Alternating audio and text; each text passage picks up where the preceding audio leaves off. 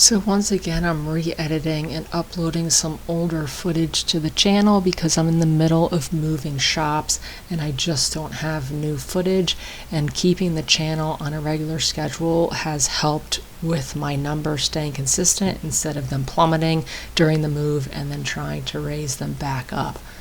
This was also a good opportunity to kind of address one of the questions I get a lot on YouTube, which is how do I get clients? I don't necessarily have a great response to that because I would not consider myself a grand success. However, word of mouth works really well, and one of the things I get told all the time by my customers is that they appreciate my creativity when approaching projects, especially since a lot of times people will ask to either completely design something for them or have help with designing something for them.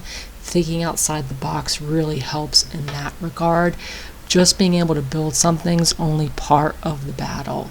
So this was a project where someone pretty much was like, can you make me a cool cutting board? Cutting boards are pretty uninteresting to me. They're kind of a longer process.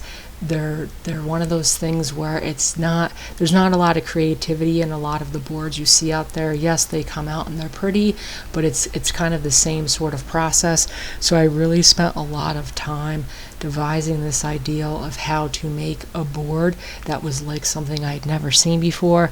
I felt like I succeeded in that. Basically, I'm putting just grooves on the boards to join them together. It creates a very unique pattern, and this customer actually started coming back multiple times. Repeat customers are also great, and he told me he ended up never using this cutting board because it was too pretty to use.